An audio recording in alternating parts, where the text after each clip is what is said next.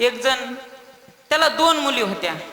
2 मुली, एक दिली, आता इथलेच उदाहरण घेऊ, एक दिली पाथरीला आणि एक दिली मंठ्यात. बरं का मावशी, एक दिली पाथरीत आणि एक दिली मंठ्यात.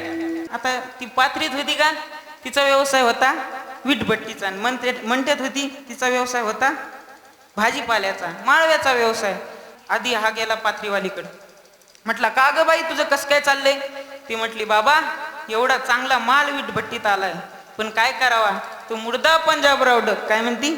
मुर्दा पंजाबराव डक. त्यांनी सांगितलंय 2 दिवसात पाऊस येणार आहे. काही करा, त्या देवाला विनंती करा 2 दिवस पाऊस पडू नये आणि माल भिजू नये. हा, तिथून निघतो आणि जातो मंठ्यातल्या वालीकडे, माळव्यावालीकडे जातो. आता तिला विचारतो, का ग बाई तुझं कसं काय चाललंय? ती म्हणती, बाबा सगळं चांगलं चाललंय हो, एवढं चांगलं पीक आलंय, पण पाण्या वाचून पीक जळायले. काय म्हणते? पाण्या वाचून पीक जळायले. काही करा, तो देव माणूस पंजाबराव तो म्हटलाय पाऊस पडणार आहे, काही करा 2 दिवसात पाऊस पडू द्या. आता हा घरी येतो, म्हणतो काय करावा. ही म्हणती पाऊस नाही पडला पाहिजे, आणि ही म्हणती पाऊस पडला पाहिजे. आता काय केलं पाहिजे?